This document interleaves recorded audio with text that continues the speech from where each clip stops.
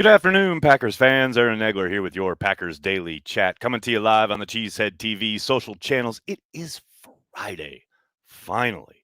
End of the week, heading into the weekend. I hope you guys have fun stuff planned for the next few days. Only a little over a week till we're in Green Bay. It's going to be exciting stuff, people. Hope you follow along when I head to training camp. Green Bay, get ready. Coming for you.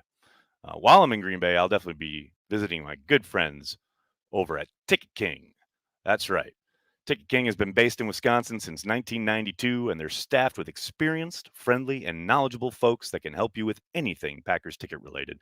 They also partner with local Green Bay businesses for tailgates and bus transportation to the games. They are open on game day for last minute tickets, upgrades, and they even have a drive through window. Make sure you check out Ticket King. You can find a link to their website in the description of this video, or you can use the Cheesehead TV app. Check out the schedule on the app, and you will find links to every single game, both home and away. Ticket King, they're your friends, they're your family.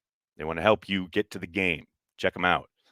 You should also check out the official Green Bay Packers yearbook. That's right. We're thrilled once again to be partnering with the official yearbook of the Green Bay Packers.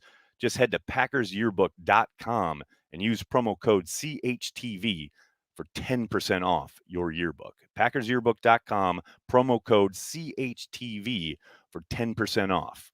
It's a momentum. You love it. A memento that you can keep forever about what is shaping up to be what I think is going to be a fascinating season.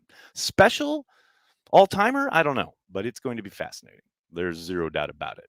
And there's also zero doubt about the fact that I suspect you, dear diehard Packers fans, are somewhat like me in the sense of our next topic in our positional preview series, which is, yes, the wide receivers. The wide receivers is what we will be talking about today. I've got wide receiver fatigue. I got to admit it. This is the position that has been under the most scrutiny, without question, since especially the trade of Davante Adams, no doubt, since the draft and the injection of new blood. And we've heard Aaron Rodgers talk about production versus potential, and we've seen a million pieces of content created around this group. So I won't belabor this too much, but I do want to highlight each guy, as I've done with each kind of position. Starting with Alan Lazard back in the fold on his 1-year deal, coming off a year that saw him snag 40 receptions, 513 yards, and 8 touchdowns, all career highs.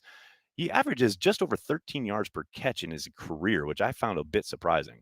And I think it's interesting. People tend to forget, I suspect, that he was snagged off the Jaguars practice squad back in 2018. Another feather in the cap for the personnel group.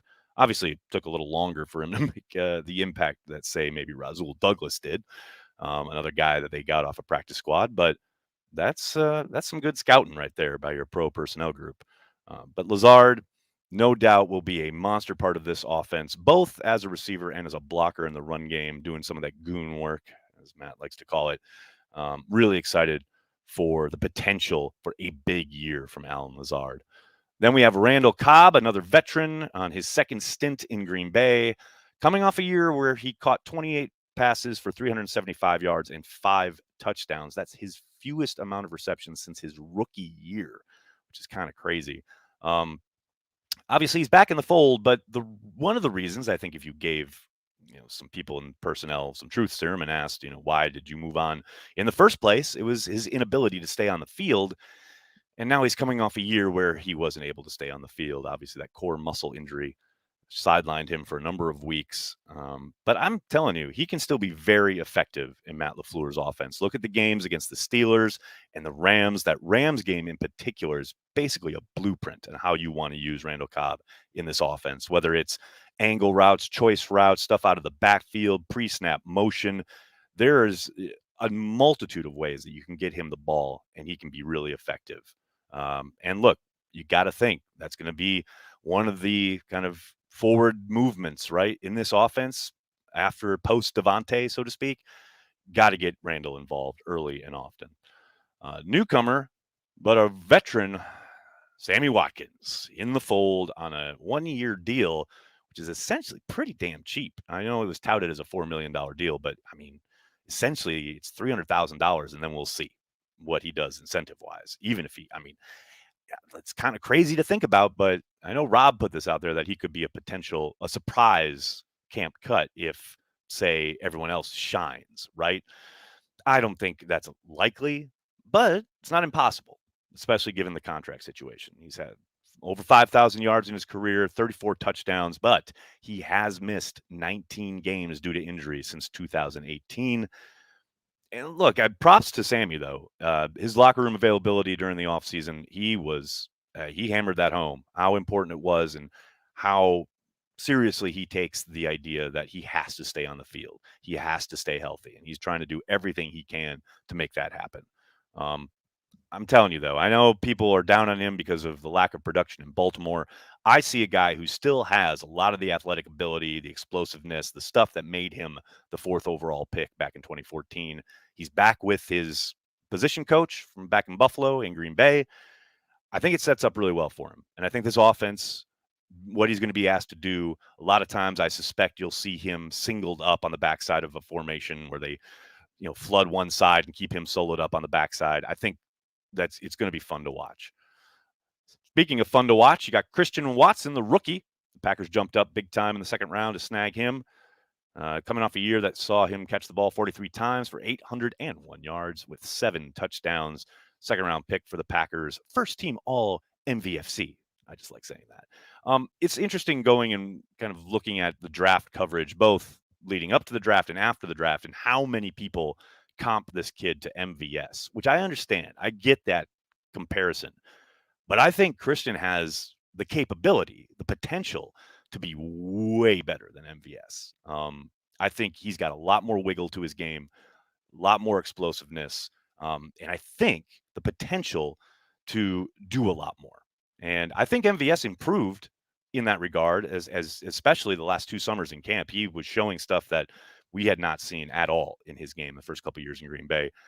I think Christian's got the potential to showcase a lot more right out of the gate. Now, obviously, he's got to do the work and he's got to get the opportunities, but the potential is there. And speaking of potential, another rookie, Romeo Doubs. I love this kid. I absolutely adore his tape, and I cannot, for the life of me, believe that the Packers got this guy in the 4th round. The fact that he's a day 3 pick absolutely blows my mind. It does not match what you see on tape at all. You see at least a day 2 guy. No question about it. Packers got him in the 4th round. Coming off a year, 80 receptions, over 1,000 yards, and 11 touchdowns.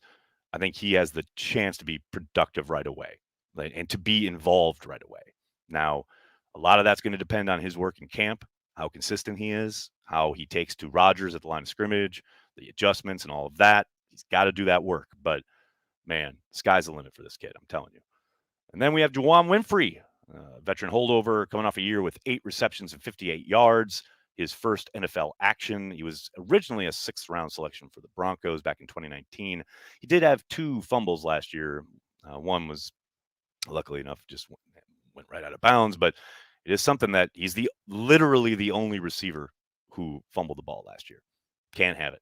Can't put the ball on the turf. I will say he has looked really promising and really good in camp the last 2 summers.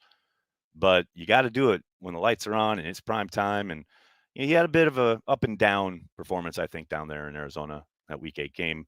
You do have to take into account that they literally didn't practice that whole week. So you take that for what it is. But he looks the part. He certainly got the ability. He's just got to be consistent with it. Then we have Malik Taylor, a guy who I really rooted for his first few seasons there when the Packers picked him up. He did not come to play last year. Let's put it that way. Not really able to get on the field as the year went on. Only 2 catches for 14 yards. He had one of the more boneheaded plays of the season against the Bears, where he fielded a kick, which most likely was going to head out of bounds, and I have no idea. But the Packers ended up starting on the 5-yard line on that Sunday nighter. Just doesn't bode well for Malik. Now, he had a lights out preseason last year.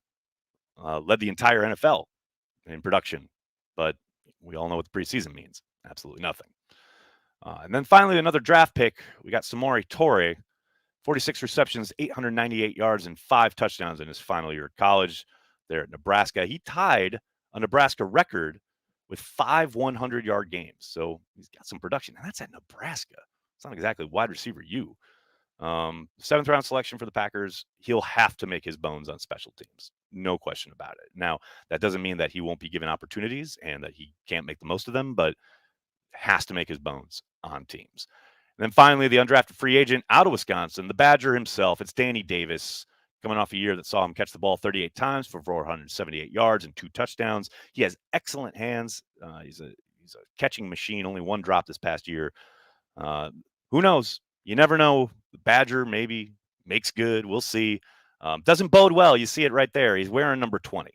And remember what Rodgers was kind of half joking about on I believe it was McAfee last year, about guys with non-position skill position numbers that they're, that they haven't asked for. Never bodes well. Never a great kind of indicator of where you stand in the pecking order. But we'll see. We shall see what he does with his opportunities. And there you go. That's your kind of group here. It's a disparate collection, a lot of potential. Got to do the work. It's going to be fun, I think, watching this kind of mishmashed group come together. And I do think the need to lean into the scheme with this group is going to be fun, and it's going to be fun to watch how Matt tries to kind of take advantage of whatever defense they're facing week by week and which skill sets he tries to feature and take advantage of. Really excited about all that. Hello to everybody in the comments. Good to see everybody. Big B is here. What's up, Big B? How you doing? Coming off a great day of trivia yesterday. Congratulations. Hope I see you at 6 o'clock, 5 o'clock Central. And everybody else, too. Hope I see you there at Cheesehead TV Trivia to wrap up the week in a little under or over 45 minutes from now. What else we got in here? We got, what's up? Twitch is in the house. Brett, how you doing on Twitch? Good to see you. Buddha, thanks for being there, buddy. Holding it down over on Twitch. I like it.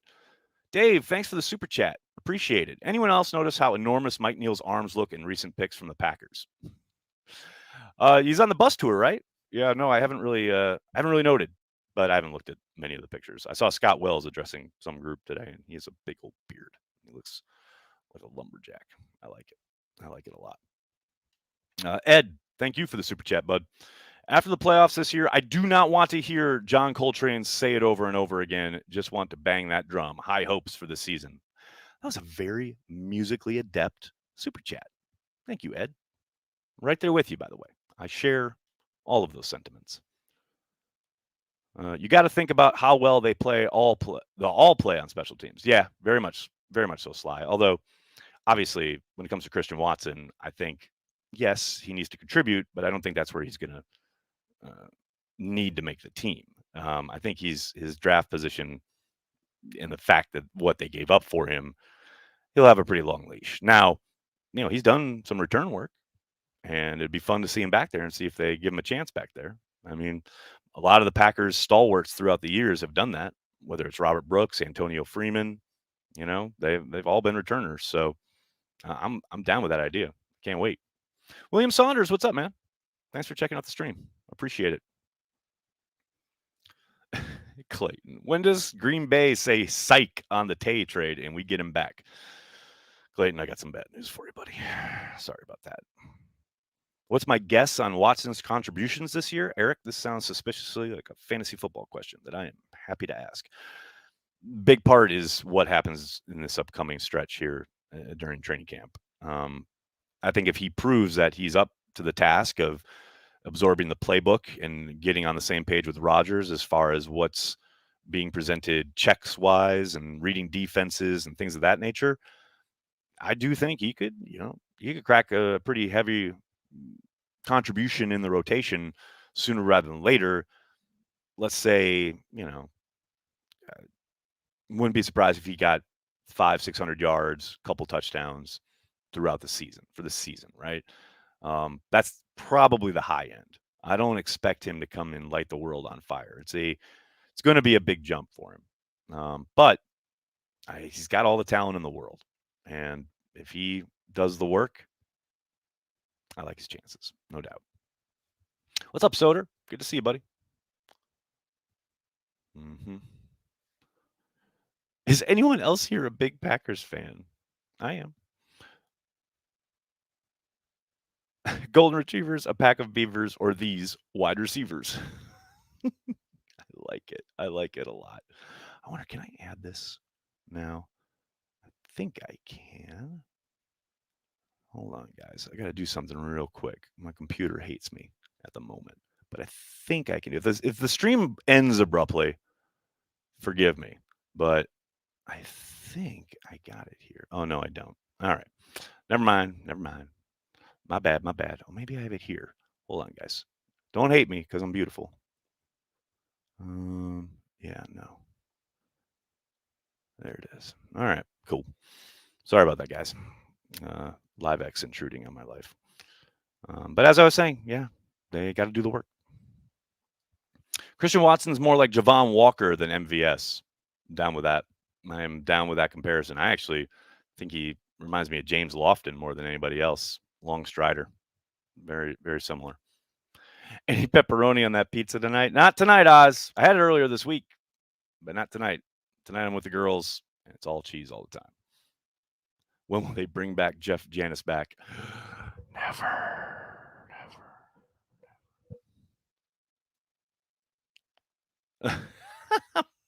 Michael. Close. Hashtag Nagler, the Appleton East GOAT QB. Except I didn't go to East. I went to Appleton West. My dad taught at East, but I played at West. And I only played 1 year, and I was terrible. But I do kind of miss it, man. That feeling of like getting on your bike with all your pads and putting your helmet on the handlebar and then riding across town to practice. And then you do the practice and then you're done. And you and the guys take the pads off and you hang out and have a soda. And you go to maybe, go home on your bike, carrying the pads over your shoulder. It was a time, man. That was a time. I kind of miss that stuff.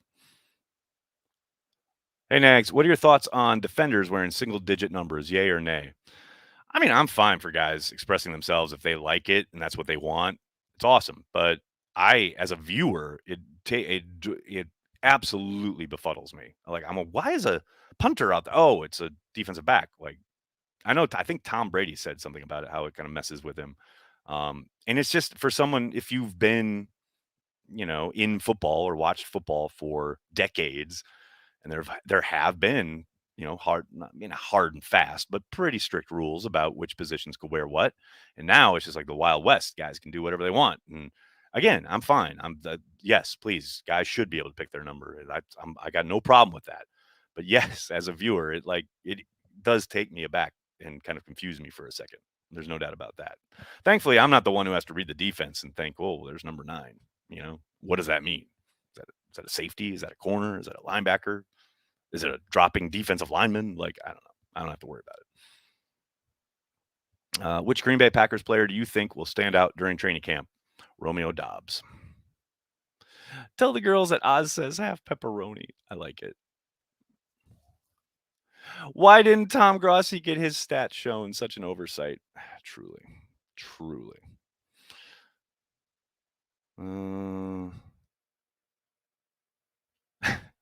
What do you know about Amari? What do you know that we don't know? I don't know anything.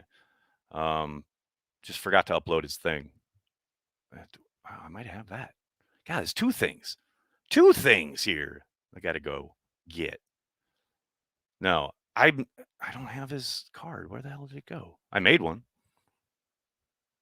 I don't know anything other than I know he didn't get many opportunities last year.